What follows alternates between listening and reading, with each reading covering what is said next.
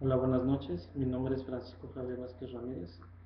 Quisiera empezar por decir que México es considerado dentro de las clasificaciones internacionales como un país de ingreso medio alto, pero uno, a su vez, con menor captación fiscal y capacidad de gasto público como porcentaje del producto entre los miembros de la OCDE, incluso en comparación con naciones de desarrollo similar como serían Brasil y Chile en América Latina.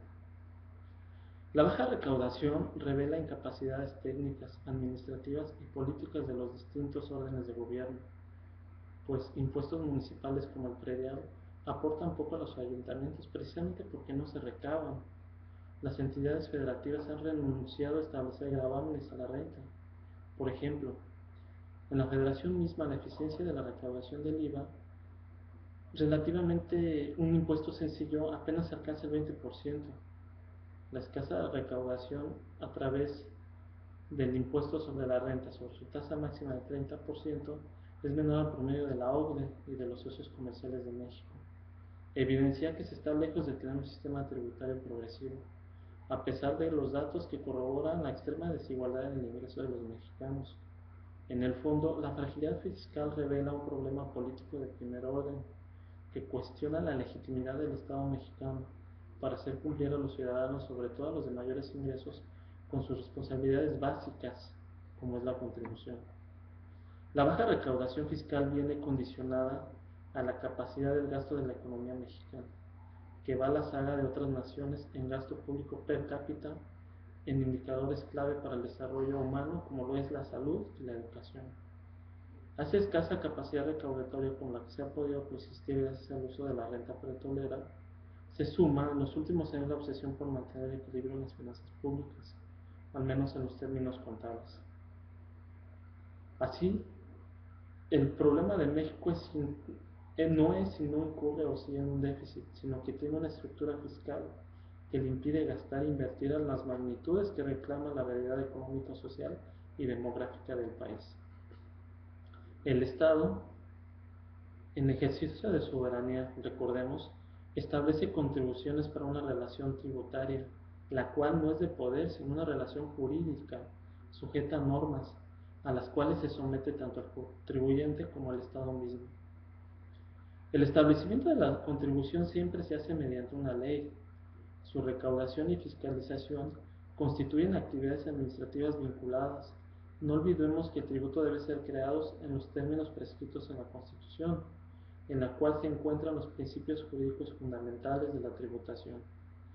Esta es la mayor garantía que un sistema jurídico puede brindar, porque en ella recaen todas las demás. La necesidad de una profunda reforma fiscal no implica solamente avanzar hacia una de las múltiples reformas que necesita el país. Por el contrario, es el eje de transformación social, de la articulación de un nuevo arreglo social que combine ampliación de bienestar para el conjunto de la población, priorizando las condiciones de las grandes mayorías desfavorecidas, ampliación de las capacidades productivas de la economía y fortalecimiento de la convivencia armónica en el marco de la democracia participativa y el Estado de Derecho. La reforma fiscal está llamada a ser una reforma articuladora de reformas. Una de sus condiciones es precisamente que sea fiscal y no solamente tributaria, que haga explícito los fines sociales y productivos que dan lugar a una recaudación significativamente mayor. Es pertinente separar analíticamente el tema de las políticas anticíclicas de las reformas estructurales, sin perder de vista la necesidad de hacer explícitas sus interrelaciones. Las políticas macroeconómicas deben estar encaminadas a reducir la vulnerabilidad de la economía ante choques externos. Es indispensable contar con una política monetaria que tenga entre sus objetivos principales apoyar el crecimiento y una política monetaria que tenga entre sus objetivos principales el dispendio en periodos de auge y recortes en tiempos de crisis. La discusión sobre la necesidad de una política cambiaria activa debe darse en el contexto más amplio de una reforma institucional para que las políticas monetarias y cambiarias se hagan cargo de sus efectos sobre el crecimiento económico y el empleo. La viabilidad política de las reformas es un tema fundamental, Hasta ahora, las reformas que se han planteado no han estado articuladas entre sí, lo que aumentan los costos políticos para aprobarlas por separado sin que quede clara su interrelación. En el caso de las propuestas de reforma fiscal, además de los problemas inherentes a las mismas, es preciso destacar que no han estado acompañadas de compromisos explícitos sobre la utilización de los recursos.